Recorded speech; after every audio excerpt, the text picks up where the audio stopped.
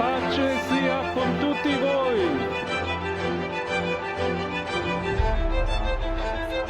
Perducat vos, Jesus Christus, ad vitam aeternam. Una persona un poco tímida.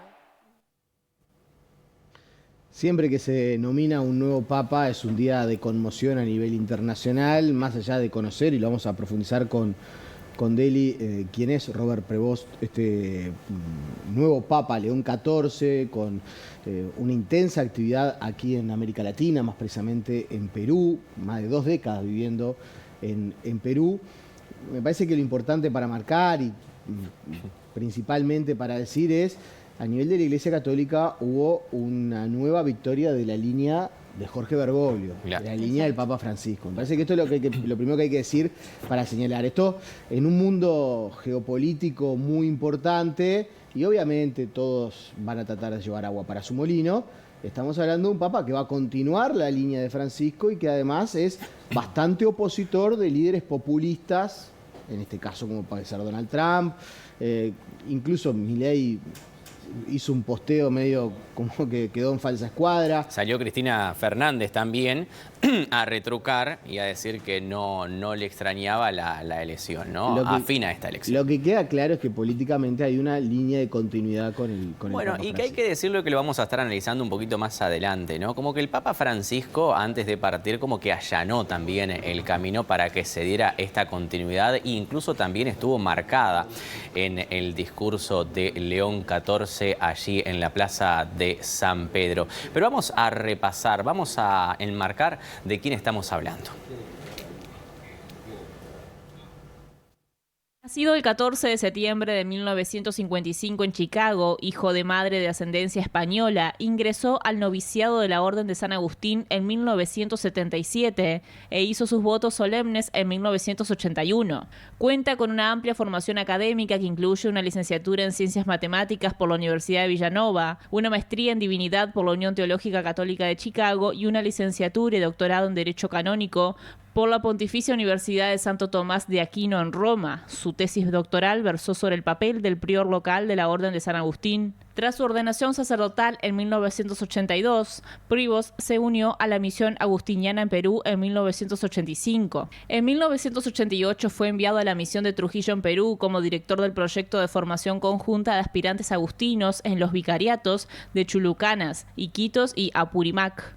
Allí sirvió como prior de la comunidad, director de formación y maestro de profesos. En la arquidiócesis de Trujillo fue vicario judicial y profesor de Derecho Canónico en el Seminario Mayor de San Carlos y San Marcelo. En octubre de 2013 regresó a Chicago para ejercer de nuevo como maestro de los profesos y vicario provincial, funciones que desarrolló hasta el 3 de noviembre de 2014, cuando el Papa Francisco lo nombró administrador apostólico de la diócesis peruana de Chiclayo, elevándolo a la dignidad de obispo y asignándole la diócesis titular de Zúfar. Fue ordenado obispo el 12 de diciembre en la catedral de su diócesis y en marzo de 2018 fue nombrado segundo vicepresidente de la Conferencia Episcopal Peruana. En 2019, el Papa Francisco lo designó miembro de la Congregación para el Clero y de la Congregación para los Obispos en 2020, además de administrador apostólico de la diócesis del Callao. Fue en 2023 cuando fue designado prefecto del Dicasterio para los Obispos y presidente de la Pontificia Comisión para América Latina. Es miembro de 7 dicasterios del Vaticano, así como de la Comisión para el Gobierno del Estado de la Ciudad de Vaticano, lo que ha sido interpretado como un indicio de la confianza del Papa Francisco en el purpurado. Con Jorge Bergoglio, al que conoció en Buenos Aires, compartía su visión sobre los pobres y los migrantes.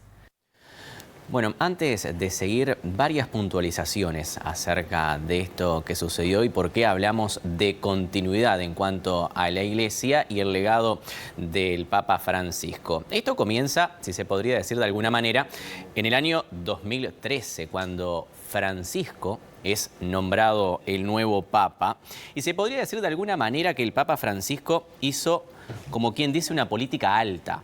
¿Por qué decimos una política alta? Porque ejerció la política dentro del Vaticano. ¿Cómo la ejerció la política dentro del Vaticano? Y bueno, vean ustedes, de los 133 cardenales, de los más de 200 que integran hoy el colegio cardenalicio, y de estos 133 que tienen el derecho a voto, cuando Francisco llega a la Iglesia Católica a ser Papa, nombró a 88. Francisco hizo también una iglesia de centro, en cuanto a lo político se podría decir también, y de centro izquierda, en la que de alguna forma también aseguró la continuidad. Allanó el camino para que se siguiera la línea de una iglesia progresista. Y aparece Prevost, que de alguna manera es una persona que le hubiese gustado a Francisco. Ahora bien, Francisco ejerció el poder como un verdadero jesuita, desde el momento en el que ingresa al papado. La elección de Prevost termina siendo, si se quiere de alguna manera, una victoria para Francisco y también una derrota para Pietro Parolin, quien representa a una iglesia más formal, a una iglesia también más convencional. Y esta elección también deja en claro que se va camino a los papados largos, no a los de transición, porque este papa es un papa joven, si se quiere decir de alguna manera. Vamos a repasar lo que fue el primer discurso del León XIV minutos después de ser anunciado.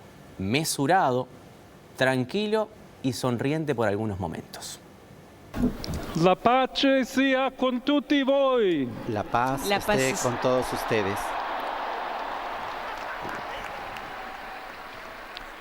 Fratelli, sorelle carissimi, Queridos hermanos y hermanas, questo è il primo saluto este es del el Cristo primer saludo risorto, de Cristo il resucitado buon pastore y buen che ha dato la pastor vita que per ha il dado la gregge vida di Dio. por el rebaño de Dios. Anch'io vorrei che questo También yo saluto quisiera di que este pace saludo de paz entrasse nel vostro cuore, llegue hasta sus corazones, raggiungesse le vostre les alcance famiglie, a sus a familias, tutte le persone, a todas las personas, ovunque siano, donde quiera que se a tutti i encuentren, popoli, a todos los a tutta pueblos, la terra. a toda la La tierra. pace sia La paz con voi. esté con ustedes. Questa è la pace di Cristo risorto. Esta es la paz de Cristo Una resucitado. pace disarmata, Una e una paz pace desarmada y una paz umile desarmante e perseverante. y también perseverante, Proviene da Dio, que proviene de Dio Dios, che ci ama a que Dios tutti que nos ama a todos incondizionalmente. incondicionalmente. Ancora conserviamo nei Todavía nostri orecchi conservamos en nuestros quella oídos voce esa debole voz ma débil, sempre coraggiosa pero siempre di Papa valiente Francesco, del Papa che Francisco, benediva a Roma. que bendecía a Roma. Bueno, esto ustedes lo veían, ¿no? Lo nombró al pasar también al Papa Francisco, hizo énfasis en el Papa Francisco. Yo les propongo ahora irnos hacia Roma, hacia el Vaticano. Allí se encuentra Dylan Pereira, periodista venezolano que está allí y, bueno, analista político, licenciado, suma en estudios liberales por la UNIMED, columnista en el Universal, editor en jefe de revista Diplomacia y comentarista en medios como Brújula Internacional, especializado en geopolítica, políticas públicas y derecho internacional, entre otros. Dylan, ¿cómo estás? Muy buenas noches, Deli. Un gran placer saludarte a ti y toda tu audiencia desde la Plaza de San Pedro en el Vaticano. Bueno, me imagino que, bueno, de a poco la gente va saliendo de lo que es esa plaza o todavía se mantiene allí.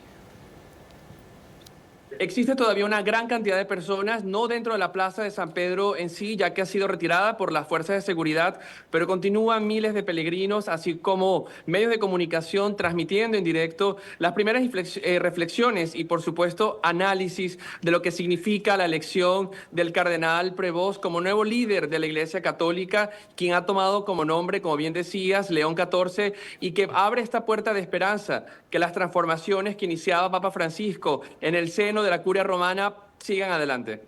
¿Te sorprendió esta elección? Es muy interesante porque el ambiente en la Plaza de San Pedro, cuando estábamos esperando pues la fumata de la tarde, es interesante hacer la aclaratoria que incluso fue sorpresivo que ya a las 6 de la tarde hubiese fumata. Posiblemente, generalmente, si en la segunda o en la primera y segunda votación de la tarde no hay consenso, pues la fumata blanca sería a partir de las 7 de la noche. Y en este momento sucedió a las 6 de la tarde. y hubo una gran emoción, una sensación de euforia colectiva en la Plaza de San Pedro. Cuando anuncia el cardenal Dominique, que es el hombre más longevo dentro del Colegio Cardenalicio, el nombre del cardenal Prevost como el sucesor de San Pedro, hubo un gran silencio, pues se esperaba el nombre de un cardenal italiano. En las rankings, si se quiere, de la prensa italiana, tanto el secretario Pietro Parolin como el cardenal de Bolonia, Matteo Zuppi, así como el patriarca de Jerusalén, Pizzaballa, se perfilaban como los más papabili o papable. Ahora bien, se cumple una vez más el refrán romano que quien entra al cónclave siendo papa sale obispo. Claro, bueno, buena puntualización. Sabés, te iba a preguntar, y llevándote más que nada también a lo geopolítico, ¿no? Estadounidense, pero no afín a Donald Trump y quizás a el ala dura de la Iglesia americana, porque se eligió a un papa progresista. ¿Cómo lo ves tú? Es muy interesante, primero, la configuración del cardenal Prevost, del Papa León XIV. Por un lado, hijo de familia inmigrante de ascendencia francesa y española, es decir, con una fuerte conexión a Europa por esa parte.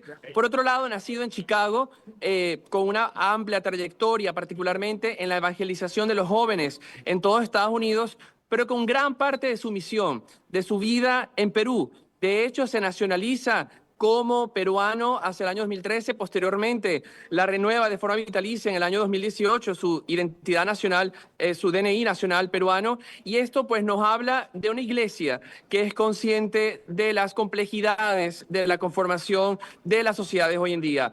Un papa cercano a los temas migratorios, un papa que sus primeras palabras han sido precisamente desearle la paz a todos, sin importar distinciones, no solo a creyentes y fieles, sino a todos los rincones del mundo, lo decía textualmente. Y esto manda una señal muy clara. El Vaticano en los últimos 1500 años ha servido como un mediador, como una potencia diplomática para todo el mundo. Y estamos en un contexto geopolítico marcado por una serie de focos de inestabilidad y confrontación que el sistema multilateral no está siendo capaz de resolver.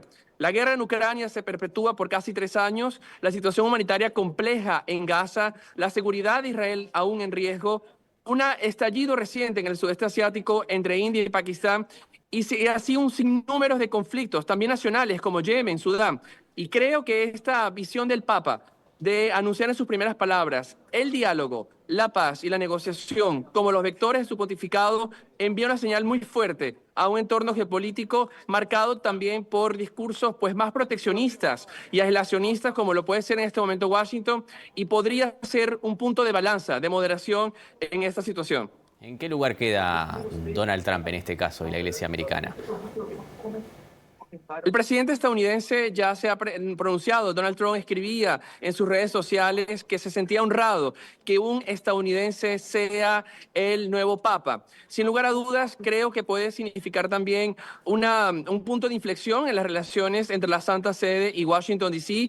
Las últimas, de hecho, no olvidemos que la última reunión del fallecido Papa Francisco con un oficial de alto rango fue precisamente con el vicepresidente de Estados Unidos, J.D. Vance, enviando pues un mensaje permanente de la cercanía de Papa Francisco a temas tan sensibles como la migración. Y creo que en ese sentido puede haber un nuevo canal de comunicación mucho más fuerte entre Estados Unidos y la Santa Sede, por supuesto con la posición diferente que conocemos del cardenal Prevost, hoy León XIV, sobre muchos temas, entre ellos particularmente el rol de la mujer dentro de la Iglesia y en la sociedad en general, la protección de los migrantes, el respeto del derecho internacional humanitario, que son temas que seguro estarán en la mesa de discusiones y que podría ser un punto de partida para acercar posiciones entre ambos lados del Atlántico, donde también existe una gran erosión en este momento, particularmente entre posiciones mucho más fuertes y que una línea muy conservadora que ha tomado Washington respecto a políticas de Bruselas o incluso de la Santa Sede. Y recordemos además que Giorgia Meloni, la actual primer ministro italiana, pues también sirve como un gran puente de diálogo transatlántico entre Estados Unidos y Bruselas en este momento. Claro. En cuanto a la cercanía con lo que fue el Papa Francisco, esta relación de Prevost con él, ¿dónde la ubicarías? También está Zuppi, está Tagle, pero ¿dónde la ubicarías tú?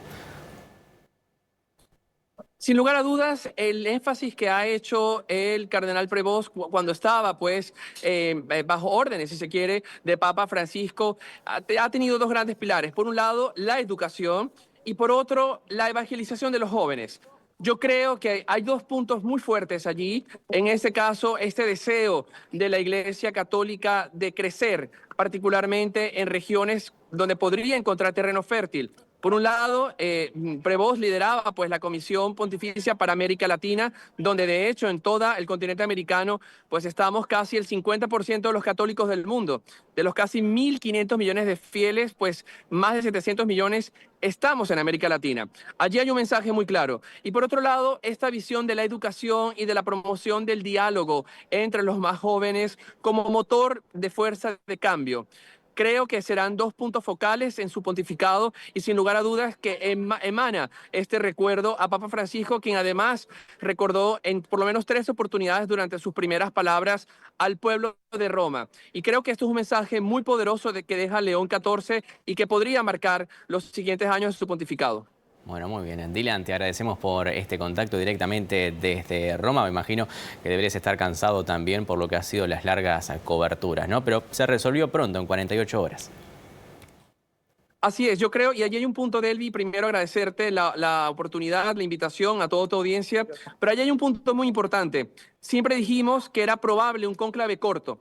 La Iglesia buscaba y ha dado un mensaje de unidad al mundo. Si este cónclave se hubiese prolongado más de 2 jornadas, daría una imagen de división no conveniente para un momento donde la Iglesia busca, por un lado, la unidad de la Iglesia Católica, la moderación de las diferentes corrientes, pero por otro lado, el diálogo ecuménico e interreligioso, particularmente con musulmanes, con judíos, con ortodoxos griegos, que fue parte del legado de Papa Francisco y que esperamos continúe con León XIV. Te agradecemos por este contacto, que pases muy bien, ha sido más que amable, ¿eh? Muchísimas gracias, feliz noche para ustedes. Muchas gracias. Bueno, seguimos avanzando, vamos a seguir repasando lo que fue este primer discurso del Papa León XIV, en el que también, bueno, mientras tomaba la palabra también pidió disculpas y habló en español para también hablar de su Perú. Y se me permiten también una palabra, un saludo. En español. ¡Qué Todos lindo! aquellos, y en modo particular a mi querida diócesis de Chiclayo en el Perú.